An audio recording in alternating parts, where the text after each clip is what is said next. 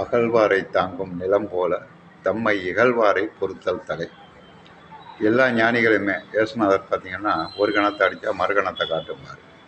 வள்ளுவர் என்னன்னா இன்னார் செய்தாரை பொறுத்தால் அவர் நானும் நன்மையும் செய்து விடாது அப்படிம்பார். ஒருத்தர் துன்பம் செஞ்சால் அவனுக்கு நல்லது செய்யும்பார். ஏன் எல்லா ஞானிகளுமே இப்படி சொல்கிறாங்க? இது ஒரு முக்கியமான அர்த்தம் இருக்குது. அகழ்வாரை தாங்கும் நிலம் போல் பூமியை டைம் பாம்பு வச்சு பூமியை குளம் வெட்டுறோம், போர் போடுறோம். அதுக்கு ஏதாச்சும் கோவப்படுதான் நம்ம மேலே பூமி? எப்போ இருந்தாலும் இவன் மண்ணுக்குள்ளே புதைப்பட போகிறவன் தான், அதனால் விட்டுரும், எது வேணாலும் பூமியை தோண்டிக்கிடான்னு.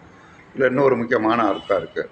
அவன் செய்த கர்ம வினைகளுக்கு ஏற்ப மறுபிறப்பில் அந்த பலனை அடைய போகிறான். ஒருத்தன் அடித்தான்னா நம்ம அதை பொறுத்துக்கிட்டு இருந்துட்டோம்னா மறுவினை கிடையாது. திருப்பி நம்ம அடித்தா அது மறுவினையாக மாறிவிடும். அடுத்த ஜென்மத்தில் நமக்கு துன்பம் கொடுக்கும். இது ஞானிகளுக்கு தெரியும். எனவே தான் எல்லாத்தையும் பொறுத்து